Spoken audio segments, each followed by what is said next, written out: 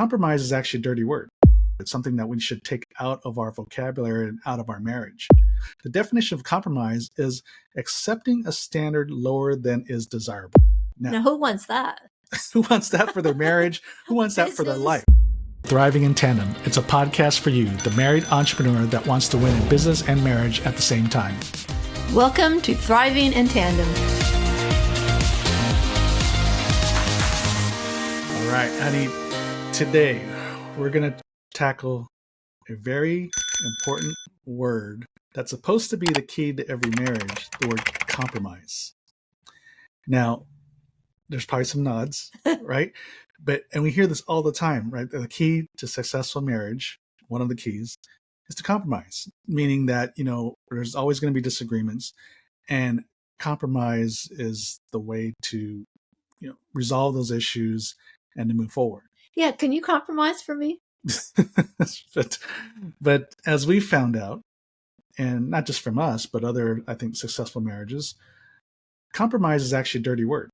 It's actually we should treat it as a 4-letter word. It's something that we should take out of our vocabulary and out of our marriage.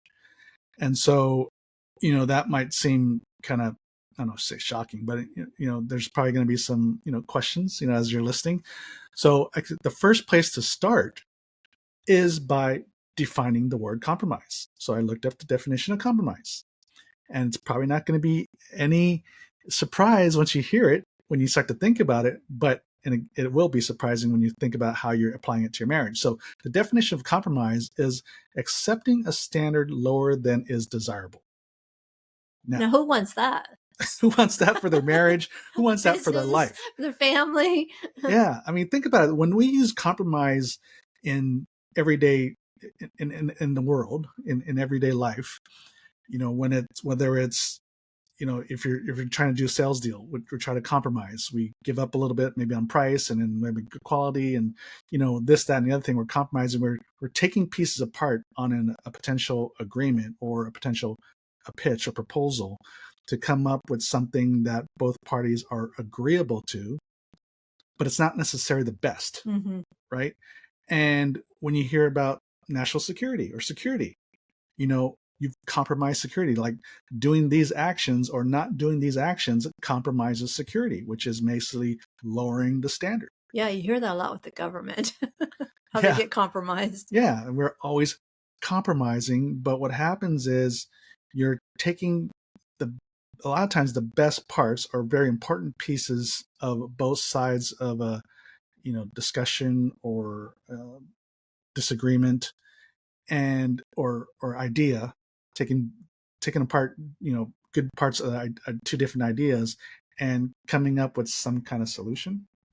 And at the end, it's usually something that's not great, right? And then I know, like myself, I've given in a lot of times, and then I come to be resentful, and then I kind of hold it against you. Yeah. Yes, that's I'm happened. like, okay, I gave you what you want. Now I'm not happy, and you're going to pay for it. Yeah, and that's why a lot of times when we have another disagreement, the past comes up, right? Because I've been giving in all the time. Yes. And I don't want to let you forget that. Exactly. I feel like I'm always giving in. I think we just had that discussion the other day. So yes, it happens to us too. Talking about bringing up stuff. Yeah. Well, because it's applicable to this discussion. We're bringing it up because it's happened. That it's happened where we brought up the past. And so, of course, that means then we never really resolved the issue. We never came up with a great solution. We just came into compromise in such a way that one or both parties have given up something that they really like. And so that's what's going to happen in our marriage. If we're continually compromising, what's happening is you're sweeping a lot of things under the rug. We go about it as we're moving forward. We had a disagreement, we resolved it, we compromised, we resolved it, and we're moving forward. What's happening is every time you're compromising, you're sweeping more and more things under the rug. Right? We think that we're not sweeping under the rug because we've come to an air quotes agreement and resolved it. But as you shared, honey, that a lot of times you feel like you gave up too much, and then you get resentful. And so all those little compromises builds up more and more resentment. And so, of course, that's not good for the marriage, right? Right. Anything else to Because then share you're about not happy. No, because then it kind of like builds up inside of me. And then I think, oh my gosh, I'm the one that keeps giving in or compromising. And that's not a good attitude to have. it? Yeah. And Because so, it's not going to be good for our marriage. yeah. There's no good to come out of it. And, a lot of times, and for me or on receiving end, you're like, what? I didn't know. Mm-hmm. I didn't know you're resentful about this agreement that I thought you agreed to. Like when you've come back to me days later and say, hey, we got to talk about this again. And I'm thinking, didn't we just resolve this issue? And you're like, nope. Like, oh, okay, here we go. I thought that I did, but then when I thought about it later, it was still there. Mm-hmm. So let's come back to that, but let's look at different areas of our life in which we've compromised. And we're all about work-life balance, and a lot of ways we've compromised our life in a way that we've accepted busy as the normal. Mm-hmm. We've accepted the fact that we're sacrificing quality time with our spouse and our family in order to achieve over here. We've accepted the fact that we basically compromise our life and say, well, I can't have it all. So which means I got to give up this. And we think it's temporarily, right? We're gonna give up or sacrifice more time with our family so that we can build this business. And we say it's temporarily, although in a lot of cases it becomes very long term, all the way to retirement. Yeah, I was going to say, how long is temporary? There's too many examples in which this is only until we make a certain amount of money, or we get to a certain house, or we build the business to a certain amount, or we sell off the business and all that. And how many times have we known, I've even heard, the spouse is waiting for that moment. Mm-hmm. We keep talking about selling the business, and we keep talking about, not retirement, but, slowing down a little bit and enjoying life a little bit more, right? We're waiting, and it never happens because we just keep, especially as type A personalities, you're just constantly going from one achievement to the next, from one accomplishment to the next. So we've compromised our life in a lot of sense Mm-hmm. by accepting this business as normal. And a lot of times we've compromised even our business and saying, this is the best it can be. This is the best it can run. How many times have I, as we kind of even have discovery calls for potential new clients, and they're almost, even though they're looking for help, but they're almost resigning to the fact that this is how it is. Mm-hmm. They're almost making an excuse for the busyness of the business or the inefficiencies in it. And it's, they're just saying, well, this, we can't do it any differently. Mm-hmm. And why do we want to be normal? Why do we want to do what everybody else is doing, and when we can come up with our own idea of work-life balance and what that looks like for us, as opposed to trying to follow everybody else and believing the myth that, oh my gosh, you just have to work yourself to death and your family will, you'll fit them in somewhere, hopefully. Yeah. And so don't compromise your life. Mm-hmm. Don't compromise your marriage. Don't compromise your business. Everything can be done better in a way that you have better balance. And even in marriage, if you're 10, 15 years in a marriage, 20 years, a lot of times we've compromised compromised our marriage in a way that we've accepted the fact that we're just naturally drifting apart, that we're starting to live separate lives. Mm-hmm. And a lot of that is because we've compromised things from the beginning, and we've compromised in one disagreement after another. And we've compromised the fact that our life this is how it's going to be. We're going to be busy in business, in our career, or whatever. And we've accepted all these things from the beginning. And now the more years you get in a marriage, even if you don't get divorced, you're essentially divorced because you're living separate lives. And we see that in people around us and marriages around us. And don't you want better than normal for yourself and for your family and for your business? I mean, that's kind of I don't even know where the normal bar is set at. You know what I mean? Yeah. So, if you find yourself in that situation where you feel like you and your spouse are drifting apart, well, the good news is you can fix this. Yeah. So you can get some help. And especially as entrepreneurs, I always say entrepreneurs are problem solvers. Mm-hmm. See a problem, we fix it.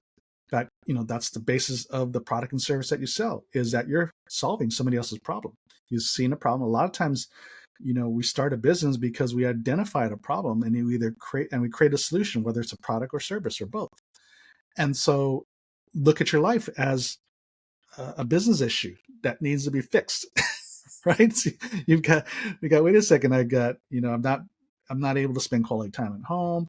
I feel that me and my spouse are starting to drift apart, not having a good relationship with the kids. But I still got to build this business or run the business. So here's the problem. Now let's come up with a solution. And the solution obviously is going to be different than what you're already doing, because what you're doing is not working. Right. We can't see the definition. Einstein's definition of insanity is doing the same thing over and over again, expecting a different result. So, which means you've got to do something different, and it's going to be uncomfortable. And it's okay, like I said before, to ask for help, to get help. There's nothing wrong with that. We've all done it. We've all needed help in some areas, some form of fashion in our marriage, our business, our families. Yeah. So whether it's a mentor, look around at people around you that are doing it, well, and just have them take you under your wing or something like that. But or go get help as formal consultants and coaches. Yeah, a good friend of ours, Pam and Bill Farrell, when they were first married, they didn't have good role models growing up, and so he intentionally went and was seeking out people that had been married a long time and would take them to lunch, pick their brain, and learn all kinds of stuff, get them to mentor them. And you can do that as well with the business person too. Yeah, exactly. So compromise when what we were the two of us, honey. Mm-hmm. Right, we're going back to how do we resolve these disagreements in a way that we're not compromising, but we're creating a great solution. And so that's been, I guess, that's been a work in progress. And I think it's finally coming to a point. And we knew this, because we went to counseling for 2 years and all that. But still, on a day-to-day practice, right, when you're in the heat of the moment, you just try to come to some common ground to resolve the issues so we don't feel the anxiety and the anger and all that kind of stuff, right? We're looking for the quickest way to resolve the issue and move forward. And unfortunately, you come into these agreements that are we're compromising. And then, of course, like you said, honey, you start becoming resentful. And so we've come to a realization that a lot of times why we do this is because got my idea and your idea, A or B, and we get stuck in a disagreement. It's my idea or your idea. And so we feel the resolution is somewhere in the middle. So a compromise. So we have to tear away some parts of my idea or your idea, and what we have left is anything we can agree upon, right? So we're kind of peeling the onion to get to the core, what we agree upon. And inevitably, it leaves one or both of us resentful because we've given up something that we really wanted. Now, and so it's idea A or idea B, and then we come up with a resolution, which is idea C, which is not really an idea. It's just really tearing apart pieces of both. So what we've been able to do more effectively is come up with a true C idea, which is what is a better idea than even yours and mine or yours, separately. Mm-hmm. And mind you, this needs to be in a place where it's peaceful, you're able to talk, you're not defensive or being critical, or in my case, not shutting down and I don't want to hear any ideas. Yeah, because when you're in the heat of the moment, it is hard when your emotions are high. It is hard to think clearly and to take yourself out, because we get married to an idea, right? Mm-hmm. Pun intended. We get married to each other. We get married to an idea. Like in business, I always say, don't get married to your idea.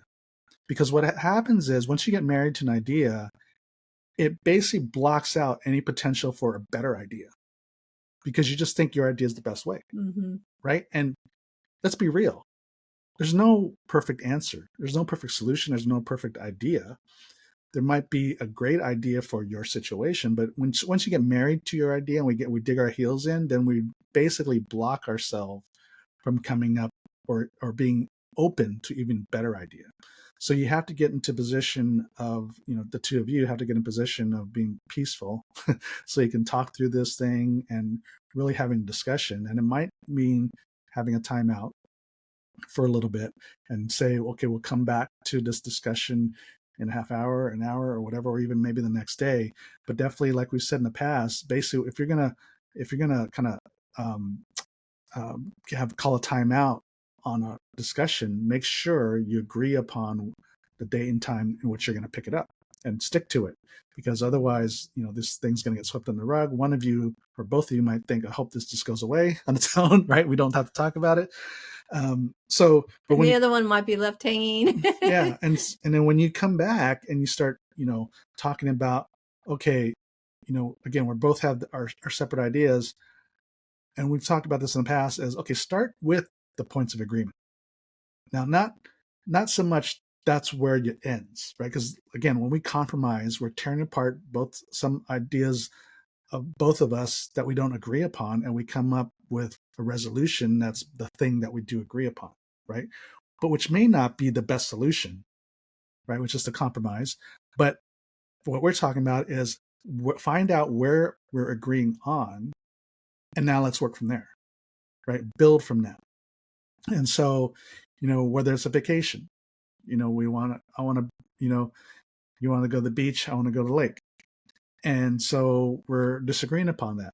Well, the point of agreement is we do want to be by the water, right? So it's okay. How do we resolve this? And, what is it about the beach or the lake that you really like? Is it about, getting on a boat, a ski boat or whatever? Or is it about just relaxing, just being outside and relaxing on the beach, going to the spa, whatever. And you might find that, hey, a lot of those things can be at both locations. So whether we go to the beach or lake, we can still have what we want. Yeah, we might just go 2 different times. Yeah. Like maybe this month we'll go to the beach, and 3 months we'll go to the lake. Or we alternate, like in a year. This year we go to the lake, next year we go to the beach. Yeah, well, I was just thinking for the day, but yeah, if we go on vacation. Yeah, I mean, but again, it's brainstorming, right? Mm-hmm. It's how do we get both? We may not be able to have both at the same time. We can't have the beach and the lake at the same time. Although here in Southern California, you could, if you wanted to go to. We can be at Big Bear for a few days, which is an hour and a half from here. It's a ski resort up in the local mountain here, but there's a nice lake. But it's only an hour and a half from here, which means we can spend the other half of our vacation at the beach. Yeah. In Santa Monica or Venice Beach or whatever, right? So that's a possible solution. But, if you're thinking about going away, like to Hawaii or Tahiti or something like that, obviously that's bigger. But so that might mean we alternate years or something like that. So anyways, that's a way. And then would you feel good about that, honey? Like, I'd feel good about it. Yeah. So we're both. Because I would feel like I was heard, and that we decided we want to do both. So we're going to plan like maybe one this year, and then the following year we'd plan the other one, and we'd get it on the calendar. So yeah, and start saving. Yeah, and that actually is good because now we've got 2 years of vacation planned. And then, yeah, like you said, put it on the calendar, we can start saving. And also we can potentially find better deals, especially when you're talking about skiing. Because I think I've said this in the podcast, but, these days in North America, this is a rabbit trail here, but I'll talk about planning, right? When you start having more foresight into what you're doing, you can find good deals. And skiing is one thing. So in North America, for all of you that ski or just recreational skiers, all this applies. But in North America, there are 2 organizations that basically own, 80% of the ski resorts, pretty much all the major ones. So it's Icon and Epic. And if you're going to go skiing to, like, say we went to Whistler in February, we planned that last year, April. Right. And as soon as we planned that, I went on Epic and I bought our lift tickets in May of last year to ski February this year, because it was only $70 a lift ticket per day.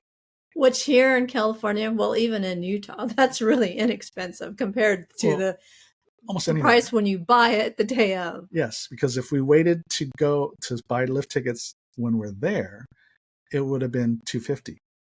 That's a ticket, huge difference. right? Mm-hmm. Major difference. So that's the equivalent of 3.5 days of skiing, right? So anyways, all to say is, you can find a lot of times better deals. So anyways, it's a sidebar. But yeah, so that's an example of, instead of like digging your heels in upon, I want this or that, it's like, okay, how do we come to agreement? What do we agree upon? What is it about that we like? And then think in principle, not in specifics, right? We were talking with one of our clients yesterday about this same thing. We get caught up too much in the specifics instead of really focusing on the principle. So the principle is water, right?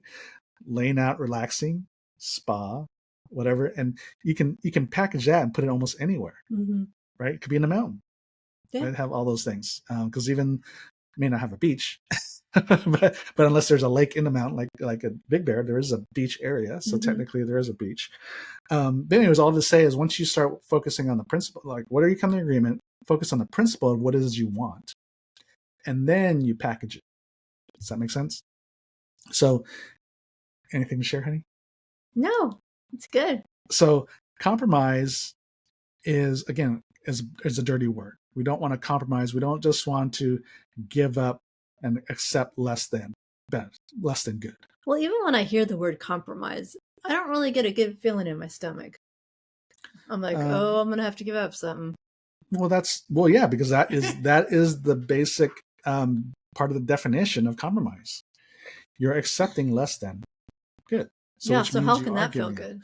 So obviously there are situations, not in marriage, but there's situations, unfortunately, like in wars and stuff like that, where you do have to do some compromise.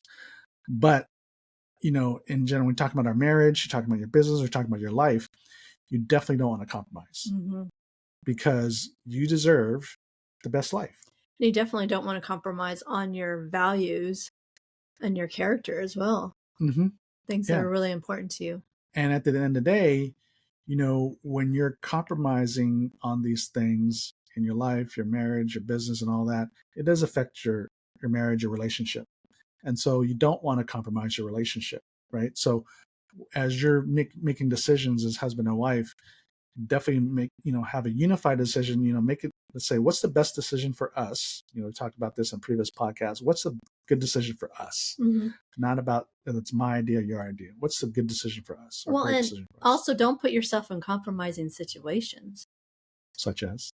Just someplace you shouldn't be. How's that saying go? Nothing in Vegas is good happens. Nothing happens good at 2 a.m. after 2 Yeah, a.m. that's how it goes. Okay, now you're going down another topic, but okay. Right. You're talking about compromising situations? Yes. Okay, honey. So, but in your marriage, right, you definitely don't want to compromise on all these different areas because it does affect your relationship. And, work, it takes work, right? To have a great marriage, to have better balance in your life, you have to be very intentional about what you do. And so it's just don't compromise that and work at it, right? Just know that it's a work in progress. Like even how we are right now, Annie, right? It's not like we've been this way for 20 years. We're still working on it. Yeah, we're still finding out new stuff. We're still finding out new things or working on new things. Sometimes it's the same thing, but it's just a different day. But at the end of the day, right, these issues and disagreements and stuff are just going to keep popping up because we're just two different people.